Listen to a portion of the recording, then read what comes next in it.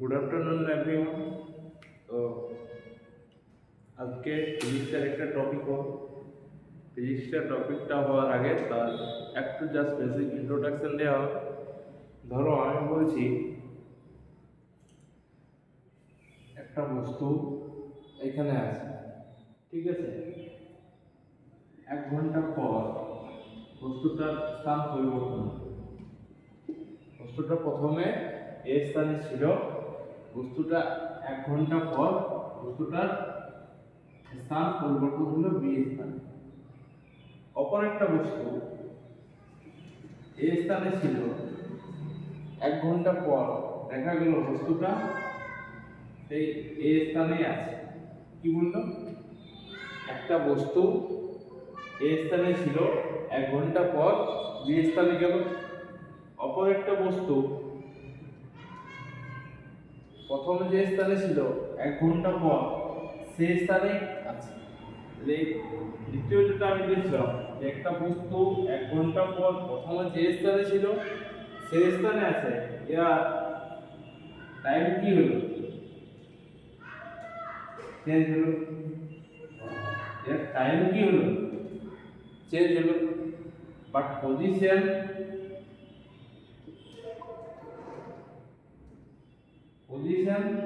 No change.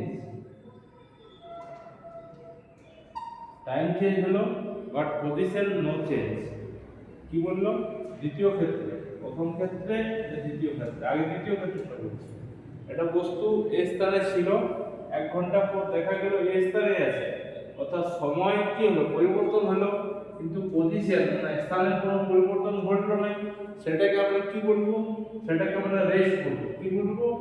Rest বলবো। Rest অর্থাৎ স্থিতি বলবো। কি বলবো?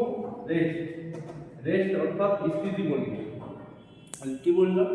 যে একটা বস্তু 1 ঘন্টা পর যদি সময়ের সঙ্গে স্থানের কোনো পরিবর্তন না হয় তাহলে সেটাকে আমরা স্থিতি বলবো। কি বললাম? যে একটা বস্তু সময়ের সঙ্গে যদি স্থানের কোনো পরিবর্তন না হয় তাহলে সেটাকে আমরা রেস্ট অর্থাৎ স্থিতি বলবো। এরপর ধরো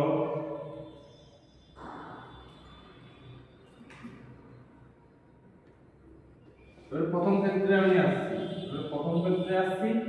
প্রথম ক্ষেত্রে সেম টাইম পজিশন।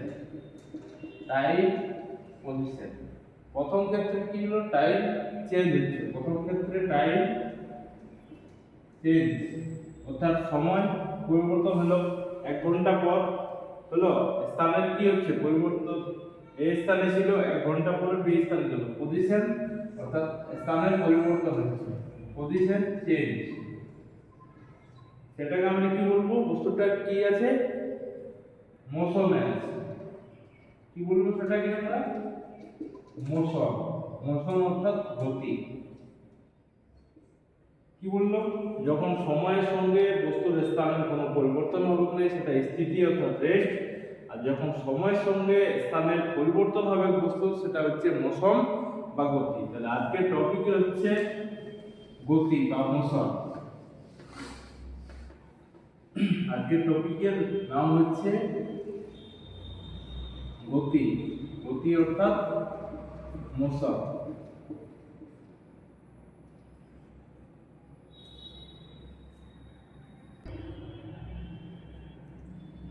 তাহলে আজকের যে টপিক হচ্ছে তার নাম হচ্ছে মোশন অর্থাৎ গতি।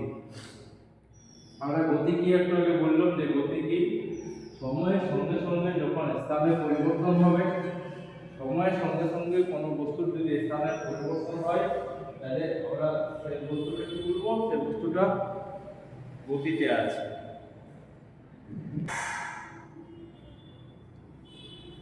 তাহলে মোশন অর্থাৎ গতি বোঝা গেল যে সময়ের সঙ্গে সঙ্গে কোনো বস্তুর যদি স্থান পরিবর্তন হয় তাহলে সেটা হচ্ছে গতি। এবারে গতি জানা হলো, ঠিক আছে। আচ্ছা, স্থিতি আর গতি, এই যে আমি বললাম গতি আর স্থিতি, দুটো আমি গ্রাফ করছি।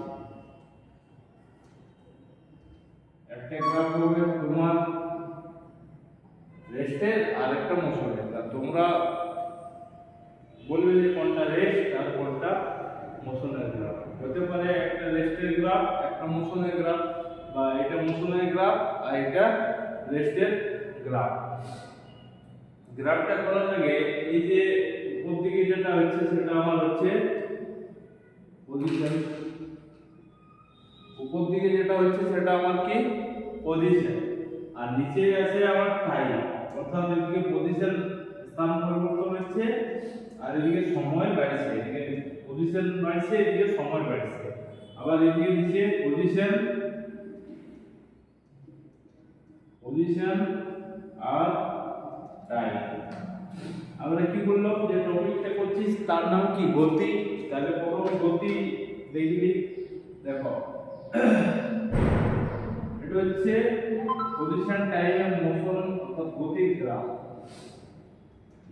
এটা কিসের গ্রাফ? গতির গ্রাফ। দেখতে পাচ্ছ এখানে এই যে বাড়ছে পজিশন, সময় বাড়ছে, পজিশন বাড়ছে দেখো সময় বাড়ছে, পজিশন বাড়ছে সময় বাড়ছে, পজিশন বাড়ছে সময় বাড়ছে। তাহলে এটা কিসের গ্রাফ? মোশনের গ্রাফ। মোশন অর্থাৎ গতির গ্রাফ। বুঝা গেল? এই গ্রাফটা অনেক সময় এক্সামে দেয় যে কোনটা মোশনের গ্রাফ কোনটা রেস্টের গ্রাফ, অপশনে ছবি দেওয়া থাকে কিংবা এটা কিসের গ্রাফ। ঠিক আছে, পজিশন টাইম অর্থাৎ মোশন অর্থাৎ গতির গ্রাফ। এবারে দেখো সময়ের সঙ্গে সঙ্গে স্থানের কোন পরিবর্তন হবে, এটা কনস্ট্যান্ট জায়গাতে আছে। দেখো কোনো পরিবর্তন হচ্ছে না, সময় বাড়ছে কিন্তু এখানেই আছে, সময় বাড়ছে পজিশন এখানে আছে, সময় বাড়ছে কিন্তু পজিশন এখানেই আছে, অর্থাৎ সময়ের সঙ্গে সঙ্গে পজিশনে কোনো পরিবর্তন হচ্ছে না, তখন এটা আমার কিসের গ্রাফ? সেটা হচ্ছে আমার রেস্ট অর্থাৎ স্থিতি গ্রাফ। সেটা হচ্ছে আমার রেস্ট অর্থাৎ স্থিতি গ্রাফ। তাহলে বোঝা গেল কোনটা রেস্ট স্থিতি গ্রাফ, কোনটা মোশন বা গতি গ্রাফ। ঠিক আছে, গ্রাফটার নাম হচ্ছে পজিশন টাইম।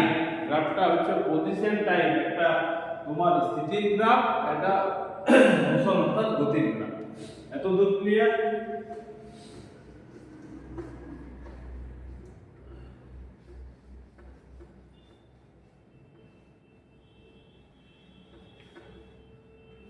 তাহলে এবার আমরা করব টাইপ অফ মোশন। ঠিক আছে, আমরা কি করব? টাইপ অফ মোশন, তো গতির প্রকারভেদ। টাইপ অফ মোশন মানে গতির প্রকারভেদ, অর্থাৎ গতি কয় প্রকার হয় কিভাবে আমরা নির্ণয় করব। ঠিক আছে, আচ্ছা বলো তো আমাদের এটা প্লেন হয়, ফার্স্ট হচ্ছে প্লেন, মানে এটা খাতা বলতে পারো। ঠিক আছে, এটা প্লেন হয়, একটা পথ মানে একটা প্লেন হয়, একটা পথ হয়। ঠিক আছে, কি রকম পথ? সরলরৈখিক পথ না বক্র পথ হলো। 3 নম্বর আরেকটা হয় টাইম পিরিয়ড, সময়কাল, টাইম পিরিয়ড। এগুলো 3 নম্বর আরেকটা হয়, এটা হচ্ছে টাইম পিরিয়ড। প্লেনে আমরা কি পাবো? প্লেনে আমরা কি পাবো? প্লেনে আমরা কি পাবো? প্লেনে অর্থাৎ আমরা পাবো 2D, আমরা পাবো 3D। কি পাবো? 2D 3D 1D। ডি অর্থাৎ কি? ডাইমেনশনাল। ডাইমেনশনাল মানে এটা হচ্ছে এক সমতলিক, একটা হচ্ছে দ্বি সমতলিক, আর একটা হচ্ছে ত্রি সমতলিক। ধরো আমি একটা উদাহরণ দিচ্ছি যে এইটা তোমরা বলবো এক সমতলিক। ঠিক আছে, একটাই তল হলো, এইটা এরকম কি হবে? 2D হয়ে যাবে, দুটো তল থাকবে, এই পারে একটা এই পারে। ঠিক আছে, এবারে তোমাকে একটা যদি আমি বলি দিই 1D হয়ে গেল, 2D হয়ে গেল, 3D, থ্রি কি একটা ধরো চোখ, দেখতে পাচ্ছ এর তিনটা তল, কটা তল এর তিনটা তল, সেরকম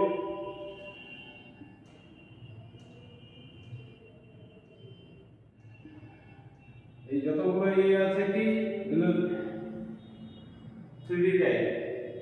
এই যে ডাস্টারটা, এটা কি একটা থ্রি, এর তিনটা মাত্রা আছে, হলো টু ডি মানে দুটো মাত্রা আছে, বুঝা গেল? তাহলে প্লেন হচ্ছে 1D 2D 3D। আর পথ কটা আছে বলো? সরলরৈখিক পথ, বৃত্তীয় পথ। কি বললাম? সরলরৈখিক পথ আর বৃত্তীয় পথ, অর্থাৎ লিনিয়ার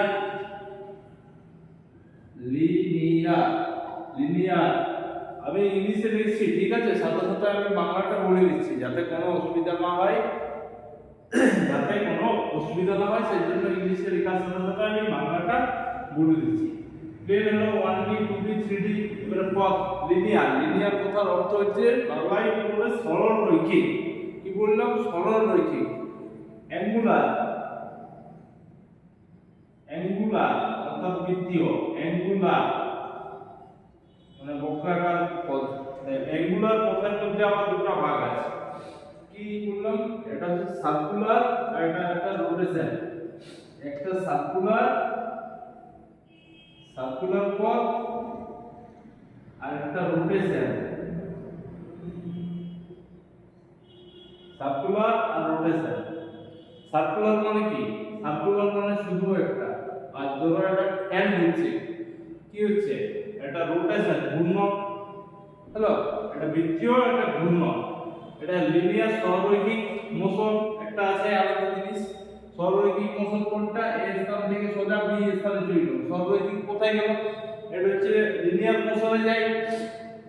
সার্কুলার মোশন এইটা, আর যখন ঘূর্ণন, একটা ঘড়ির কাঁটা ঘুরছে, হলো তোমার ফ্যান ঘুরছে, সেটা কি আমার ঘূর্ণন, সেটা কি আমার রোটেশন। টাইম পিরিয়ড, এক হচ্ছে পিরিয়ডিক আর এক হচ্ছে নন পিরিয়ডিক। টাইম পিরিয়ডে পিরিয়ডিক লিখবে, নন পিরিয়ডিক আর নন পিরিয়ডিক।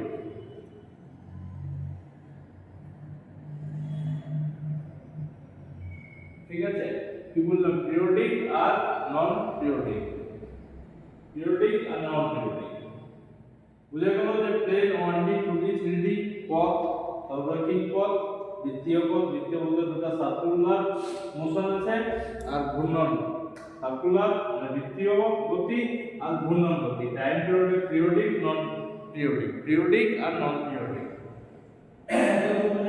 এবারে দেখো এই যে পিরিয়ডিক মোশনটা বললাম, আচ্ছা সবাই পেন্ডুলাম দেখি তো? পেন্ডুলাম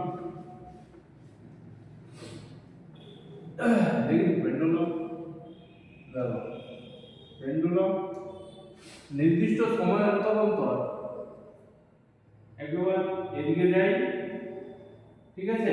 আর একবার এদিকে যাই। কি বললাম? যে একটা পেন্ডুলাম বা একটা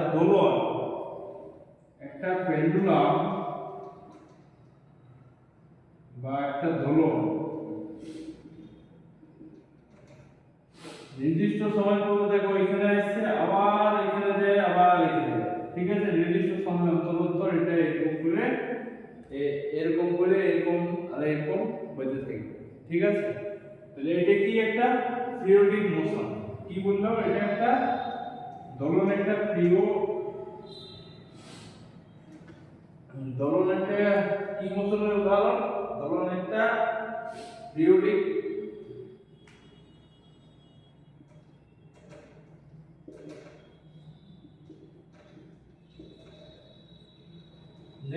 মোশনের উদাহরণ। তাহলে বোঝা গেল যে পিরিয়ডিক মোশনের উদাহরণ তাহলে একটা দোলন বা পেন্ডুলামের গতি, ঠিক আছে? একটা দোলনের গতি বা পেন্ডুলামের গতি, বোঝা গেল? তাহলে টাইপ অফ মোশন আমার হয়ে গেল।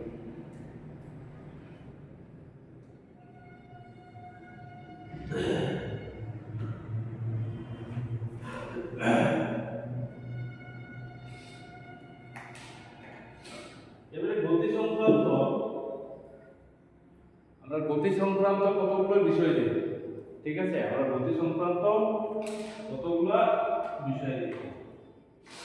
দেখো বলছি একটা ফার্স্ট উদাহরণ দিচ্ছি, ঠিক আছে, বোঝাবার জন্য। ধরো এক ব্যক্তি এই স্থানে আছে 5 মিটার, বি স্থানে গেল।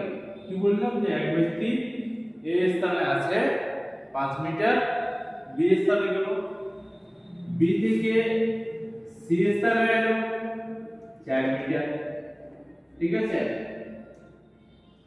কি বললাম, এক ব্যক্তি এ স্থানে থেকে 5 মিটার বি স্থানে গেল, বি স্থান থেকে সি স্থানে গেল 4 মিটার। এত দূর বোঝা গেল। এবারে দুটো আমি বলছি, কোনটা দূরত্ব অর্থাৎ কোনটা ডিসটেন্স কত, অর্থাৎ টোটাল দূরত্ব কত, আর সরণ কত, অর্থাৎ ডিসপ্লেসমেন্ট।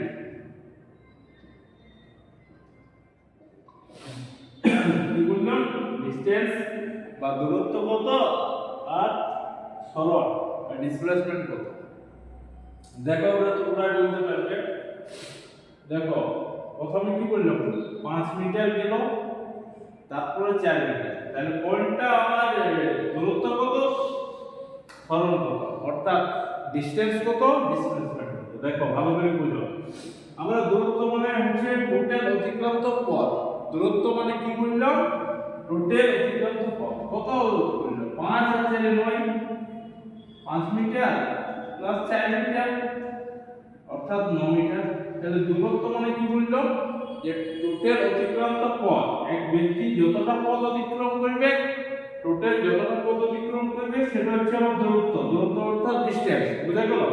এবার হচ্ছে সরণ কি জিনিস, সরণ অর্থাৎ ডিসপ্লেসমেন্ট কি জিনিস, সরণ অর্থাৎ ডিসপ্লেসমেন্ট ও সরণ কি জিনিস। দেখো এই যে এ স্থান থেকে বি স্থান, প্রথম স্থান অর্থাৎ প্রাথমিক স্থান এবং অন্তিম স্থানের মধ্যে যে ফাইনাল দূরত্ব, প্রাথমিক স্থান এবং অন্তিম স্থানের মধ্যে যে দূরত্ব, কি বললাম, প্রাথমিক স্থান এবং অন্তিম স্থানের মধ্যে যে দূরত্বটা সেটা হচ্ছে সরণ। কত, এটা 3। কি করে বুঝলাম, পিথাগোরাসের উপপাদ্য অতিভুজ স্কয়ার সমান লম্ব স্কয়ার যুক্ত ভূমি স্কয়ার। তাহলে অতিভুজ হবে √ওভার অফ লম্ব স্কয়ার যুক্ত ভূমি স্কয়ার। 5 5 এ 25, 4 4 এ 16। তাহলে কত হবে, অতিভুজ স্কয়ার সমান লম্ব স্কয়ার যুক্ত ভূমি স্কয়ার। তাহলে এখানে অতিভুজ যদি আমি বলি, তাহলে সবথেকে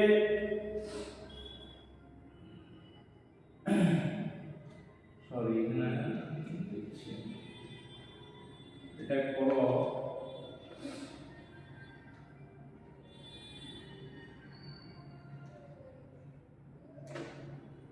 এটা 3 মিটার করবো, এটা 4 মিটার। তাহলে কি করো, এটা 3 মিটার করো, এটা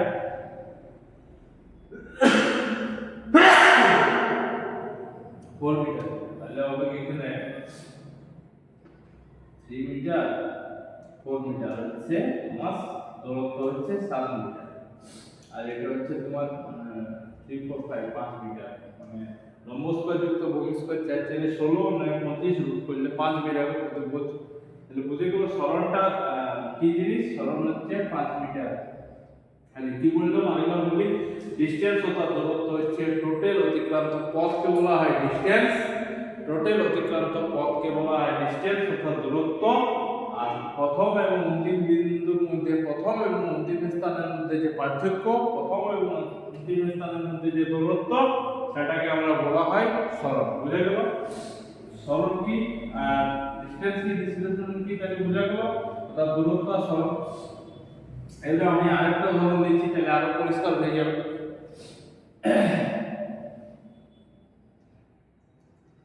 এই স্থান থেকে 3 মিটার গেল, বি স্থানে 2 মিটার গেল, আবার বি থেকে সি 2 মিটার, সি থেকে বি চলে এলো 2 মিটার, আবার বি থেকে এ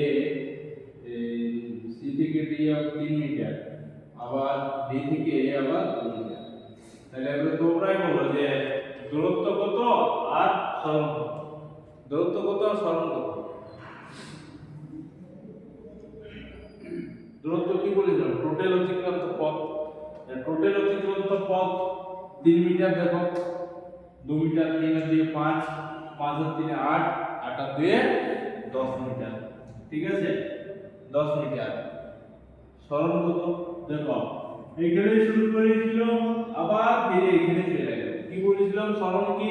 যে প্রথম এবং অন্তিম বিন্দুর মধ্যে, প্রথম এবং অন্তিম স্থানের মধ্যে যে দূরত্ব, প্রথম এবং অন্তিম স্থানের মধ্যে যে দূরত্ব থাকে সরণ বলা হয়। আরে বাবা এখানে শুরু করেছিল, আবার এখানে আইসে শেষ করলো। কোনো দেখতে পাচ্ছ যে কোনো পরিবর্তন হয়েছে? কোনো পরিবর্তন হয়েছে? তাহলে সরণের ক্ষেত্রে 0, যেখানে ছিল সেখানে চলে আসছে। সরণ এখানে 0 মিটার। তাহলে এখান থেকে আমরা একটা সিদ্ধান্ত আসতে পারি। কি সিদ্ধান্ত আসতে পারি? যে সরণ পজিটিভ হবে, সরণ পজিটিভ হবে, সরণ নেগেটিভ হবে, সরণ 0 হবে। কি বললাম? সরণ পজিটিভ হবে, সরণ নেগেটিভ হবে, আবার সরণ 0 হবে। কিন্তু দূরত্ব অলওয়েজ পজিটিভ, অর্থাৎ ডিসটেন্স কি হবে? অলওয়েজ পজিটিভ হবে, নট ইকুয়াল টু 0 হবে, নট ইকুয়াল টু 0। শূন্য তো কোনোদিন হবে না। দূরত্ব অলওয়েজ পজিটিভ হবে, শূন্য কোনোদিন হবে না। সরল ডিসপ্লেসমেন্ট কি হবে? পজিটিভ হবে, নেগেটিভ হবে, 0 হবে। এইখান থেকে এই সিদ্ধান্ত আসতে পারি আমরা দুটো উদাহরণের থ্রুতে, যে আমরা প্রথম উদাহরণ যেটা দিলাম আর দ্বিতীয় উদাহরণ দূরত্ব আর সরণ। এবারে এখান থেকে রেলওয়েতে কোশ্চেন আছে, ওই কোশ্চেনটা বলছি। তার আগে ব্যাখ্যাটা দিই, কোশ্চেনটা উত্তর তোমরা নিজেই পেয়ে যাবে। তাহলে দূরত্ব বড় পাই, দূরত্ব বড় পাই কার থেকে? সরণ থেকে। আচ্ছা বলো তো, কখন দূরত্ব আর সরণ সমান হয়? কখন দূরত্ব আর সরণ সমান হয়? ধরো একটা লিনিয়ার সরলরৈখিক পথ, এই স্থান আর বি স্থান 5 মিটার গেল। দেখো এখান থেকে তার দূরত্ব কত? Total 5 metre. তার সরণ প্রথম স্থান আর অন্তিম স্থানের মধ্যে দূরত্ব কত? 5 মিটার। তাহলে এই ক্ষেত্রে হলো যে দূরত্ব আর সরণ সমান। তাহলে বলতে পারি গ্রেটার দ্যান ইকুয়াল টু সরণ। কি বললাম? দূরত্ব গ্রেটার দ্যান ইকুয়াল টু সরণ। এই একটা সিদ্ধান্ত আসতে পারলো, সিদ্ধান্ত 1 লেখা নোট ডাউন করে দিবে তোমরা। এবারে আমরা কি বলতে পারি? যে দূরত্ব বাই সরণ, দূরত্ব বাই সরণ, অর্থাৎ ডিসটেন্স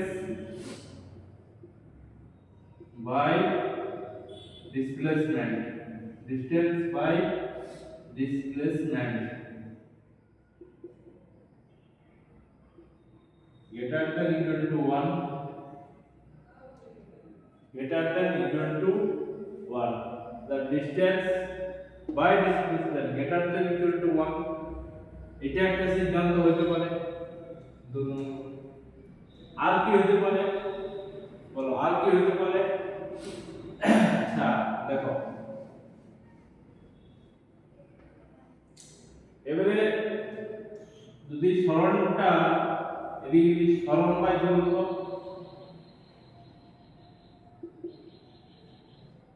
সরণের দিকটা লিখি, তাহলে লেস দেন ইকুয়াল টু 1 হবে। তাহলে কি হবে? লেস দেন ইকুয়াল টু 1 হবে। সরণ বাই দূরত্ব কি হবে? লেস দেন ইকুয়াল টু 1 হবে। বুঝা গেল? অর্থাৎ ডিসপ্লেসমেন্ট আর ডিসটেন্স এর অনুপাত হচ্ছে লেস দেন ইকুয়াল টু 1, এটা হচ্ছে 3 নম্বর। আর ডিসটেন্স বাই ডিসপ্লেসমেন্ট এর অনুপাত হচ্ছে গ্রেটার দ্যান ইকুয়াল টু 1।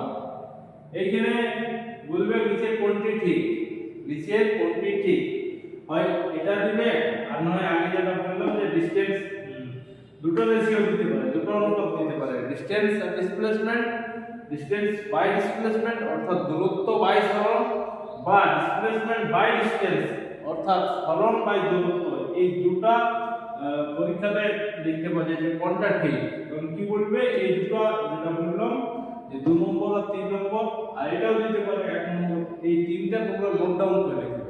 ঠিক আছে, এখান থেকে একটা কোশ্চেন হতে পারে। আর একটা কোশ্চেন শুরুতেই বলেছিলাম যে কোনটা স্পিডের গ্রাফ আর কোনটা রেস্টের গ্রাফ, বুঝা গেল?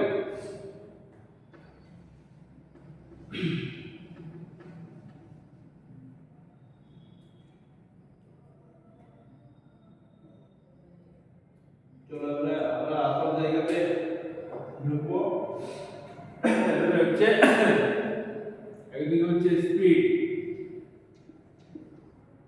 স্পিড অর্থাৎ দ্রুতি, একদিকে হচ্ছে স্পিড, স্পিড অর্থাৎ দ্রুতি, আর একদিকে হচ্ছে ভেলোসিটি, ভেলোসিটি অর্থাৎ বেগ।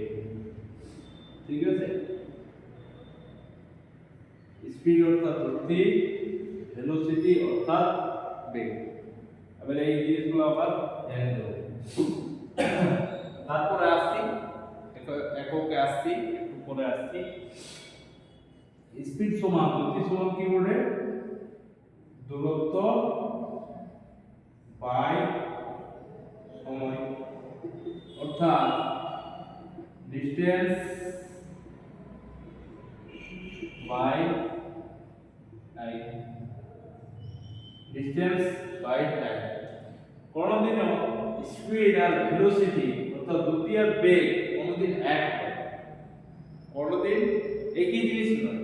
যেমন দূরত্ব সরল কোনদিন একই জিনিস নয়, কিন্তু এটা ব্যতিক্রম ঘটনা বললাম। যখন সরলরৈখিক পথে তখন সমান, যখন সরলরৈখিক পথে যাবে তখন কি বললাম যে ডিসটেন্স অর্থাৎ দূরত্ব আর সরণ সমান হয়। ঠিক সেক্ষেত্রে আসছে একটু বলে যে দেখা যাবে স্পিড আর ভেলোসিটি অর্থাৎ গতি আর বেগ সমান হচ্ছে।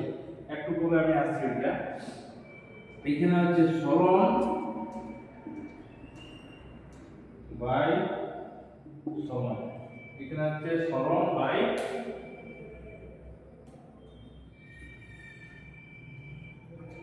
সময়, অর্থাৎ ডিসপ্লেসমেন্ট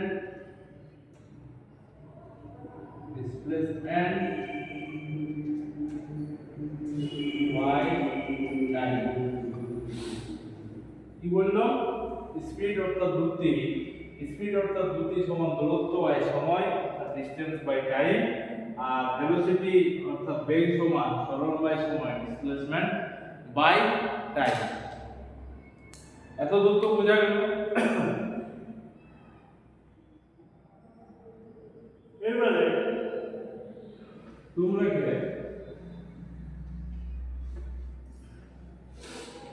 যে ঘটনাটা আমি বলছিলাম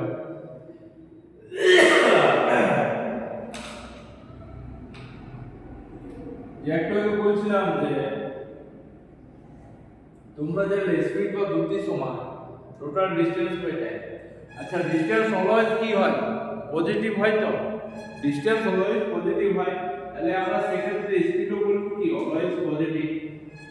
আচ্ছা, এখানে ভেলোসিটি সমান বেগ সমান কি বলেছিলাম? সরণ বাই সময় অর্থাৎ ডিসপ্লেসমেন্ট বাই টাইম। তার ডিসপ্লেসমেন্ট কি হয়? আমরা দেখলাম পজিটিভ হয়, নেগেটিভ হয়, আবার জিরো হয়। তাহলে সেক্ষেত্রে ভেলোসিটি হবে পজিটিভ, নেগেটিভ, জিরো। বুঝা গেল? Positive, negative, zero. আচ্ছা, বলতো কোনটা স্কেলার রাশি আর কোনটা ভেক্টর রাশি? এবারে প্রশ্ন আসতে পারে যে কোনটা স্কেলার রাশি, স্পিড স্কেলার রাশি না ভেলোসিটি? আরে বাবা, তোমরা বলবে স্পিড আর ভেলোসিটি একই। কোনদিন একই নয়। কেন একই নয়? কারণ এটা হচ্ছে ডিসটেন্স বাই টাইম আর এটা হচ্ছে ডিসপ্লেসমেন্ট বাই টাইম, ভেলোসিটি। বুঝা গেল? ধরো এবারে কি হচ্ছে, কেন এক স্কেলার রাশি বা ভেক্টর রাশি বলবো? দেখো এখানে দুটো স্কেলার রাশি আছে, এর রেশিওটা স্পিডের রেশিওটা হচ্ছে দুটো স্কেলার রাশি। কি কি? দূরত্ব বাই সময়। আচ্ছা, দূরত্ব তো স্কেলার রাশি, সময় স্কেলার রাশি, তাহলে কি হবে? এটা স্কেলার রাশি, স্কেলার রাশি বা স্কেলার স্কেলার কোয়ান্টিটি। স্পিড বা দ্রুতি কি বললাম, স্কেলার রাশি বা স্কেলার কোয়ান্টিটি। আচ্ছা ভেলোসিটি বা বেগ, ভেলোসিটি বা বেগ, ভেলোসিটি বা বেগ কি হবে, ভেক্টর কোয়ান্টিটি। কি বললাম, ভেক্টর কোয়ান্টিটি বা ভেক্টর রাশি।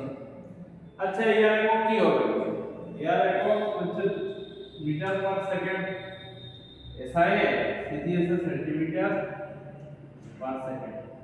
এরও যা একক হবে ভেলোসিটিরও তাই একক হবে, এককের কোনো পরিবর্তন হবে না, metre per second, centimetre per second.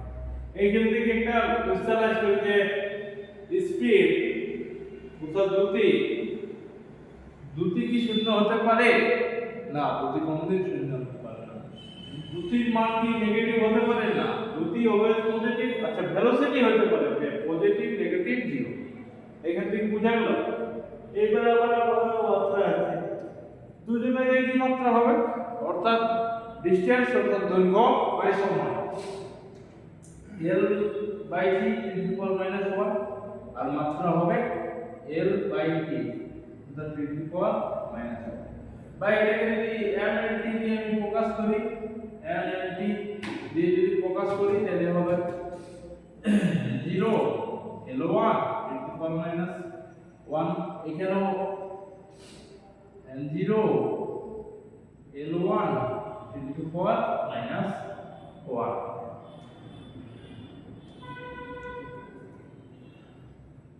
তাহলে বোঝা গেল যে স্পিড কি, দ্রুতি কি, ভেলোসিটি কি, এটা একক হয়ে গেল, মাত্রা হয়ে গেল, আর জিনিসটা কি মোটামুটি জানা গেল।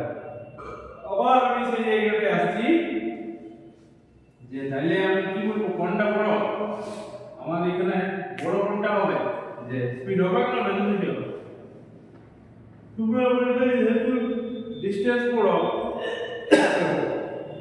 ডিসপ্লেসমেন্ট থেকে অর্থাৎ দূরত্ব থেকে সময় বড়, দূরত্ব থেকে দূরত্ব থেকে সরণের থেকে দূরত্ব বড়, দূরত্ব বড় কার থেকে, সরণের থেকে, তাহলে ভেলোসিটির থেকে বড় কি হবে, স্পিড হবে। বাস বোঝা গেল। আবার যদি আমি সরলরৈখিক বেগ দেখি তাহলে এখানে ডিসপ্লেসমেন্ট আর ইয়া সমান হচ্ছে, ডিসপ্লেসমেন্ট আর ডিসটেন্স সমান হচ্ছে, তাহলে এই একটা সমীকরণ যে speed greater than equal to velocity, এটা হচ্ছে 1 নম্বর। বোঝা গেল 1 number speed greater than equal to velocity. ঠিক যেমন বলেছিলাম আমি distance greater than equal to displacement, এরকম speed greater than equal to velocity অর্থাৎ দ্রুতি গ্রেটার দ্যান ইকুয়াল টু বেগ, আর এখানে বলেছিলাম দূরত্ব গ্রেটার দ্যান ইকুয়াল টু সরণ। এত দূরত্ব বোঝা গেছে।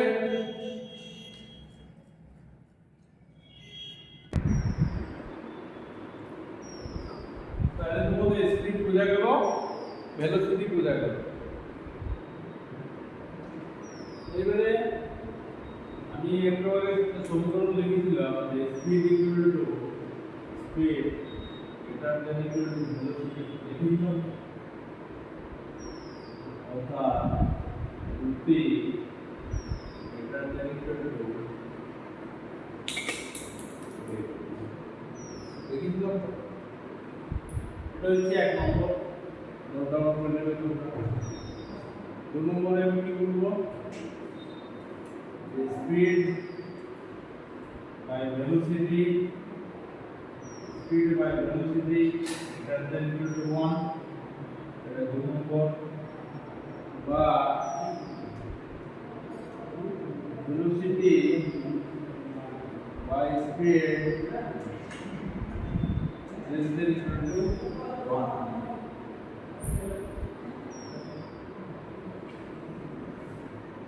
Speed by velocity greater than equal to 1 আর velocity by speed হচ্ছে less than equal to 3। 1 নম্বর 2 নম্বর 3 নম্বর। ঠিক ডিসটেন্স আর ডিসপ্লেসমেন্টের ক্ষেত্রে আমি যেটা বলেছিলাম অর্থাৎ দূরত্ব আর সরণের ক্ষেত্রে যে ঘটনা বলেছিলাম, দ্রুতি আর বেগের ক্ষেত্রে ঠিক সেম ঘটনা। বোঝা গেল এখন পর্যন্ত?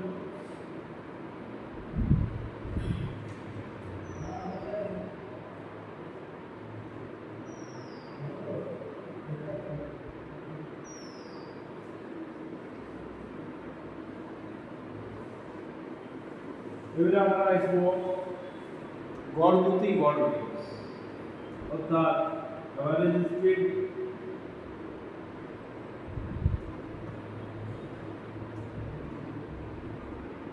গড় গতি আর average velocity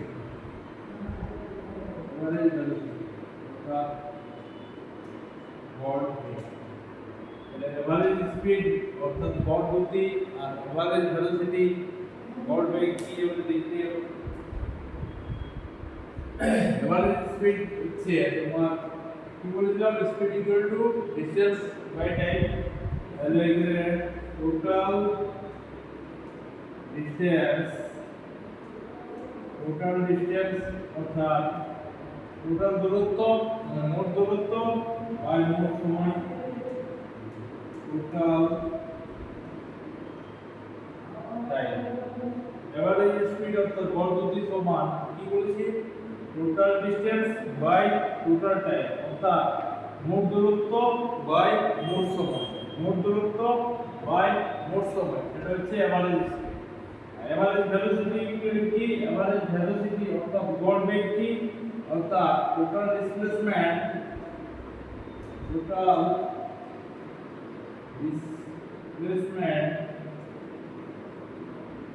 by total time, অর্থাৎ মোট সরণ বাই কি বললো, এভারেজ স্পিড মানে গড় গতি, এভারেজ স্পিড মানে গড় গতি, টোটাল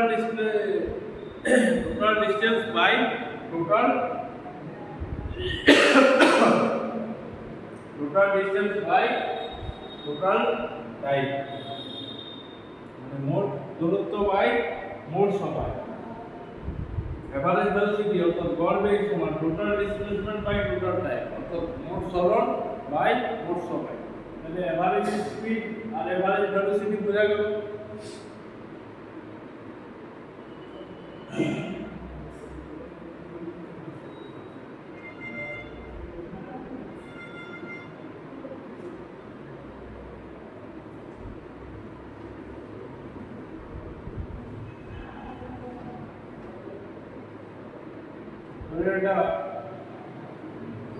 এটা যে এক ব্যক্তি এ থেকে বিতে গেল v1 স্পিড, অপর ব্যক্তি বি থেকে ওই ব্যক্তি বি থেকে average speed by average velocity কি হবে, এভারেজ স্পিড হবে 2v1 v2 v1 v2। কি বললাম, এভারেজ স্পিড সেক্ষেত্রে যে পথ দিয়ে গেল সে পথ দিয়ে চলে। দেখো এখানে যদি আমরা এটা নির্ণয় করতে যাই, এখানে দূরত্ব তো দুটারই সেম, ইয়ার একবার বেগ কি হবে, ডিসটেন্স বাই টাইম, ঠিক আছে, ওয়ার একবার বেগ হবে কি হবে, ডিসটেন্স বাই টাইম। তাহলে এভারেজ স্পিড কি বলছিলাম, টোটাল দূরত্ব বাই টোটাল সময়। তাহলে এভারেজ স্পিড হবে 2v/t, আর আমার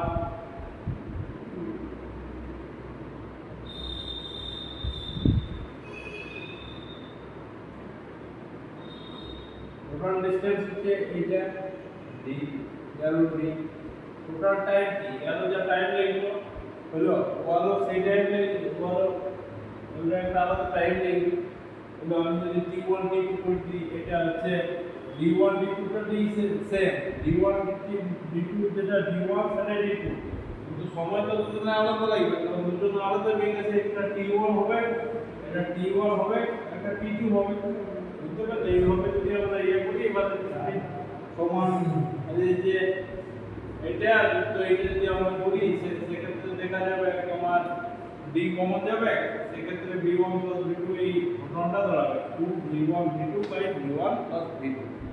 এটা মনে রাখবে, এত কিছু ক্যালকুলেশন করার দরকার নেই। ডাইরেক্ট যদি ডিসটেন্স যদি সেম থাকে সেক্ষেত্রে যে পথ দিয়ে গেল ওই পথ দিয়ে যদি ফিরে আসে ডিসটেন্স তো সেম আছে, আলাদা আলাদা বেগ, সেক্ষেত্রে আমাদের স্পিড হচ্ছে একটু v1 v2 by v1 plus v2।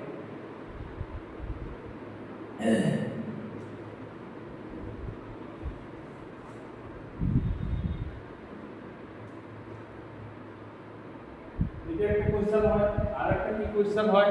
আরেকটা কোশ্চেন হয় এটা ত্রিভুজাকৃতি এরকম দিয়ে দিবেন যে এটা v1 হয়ে গেল, এটা v2 হয়ে গেল, এখান থেকে a b c, এখান থেকে a b c, সেক্ষেত্রে সেম ফর্মুলা আমার কি হবে বলো তোমরা?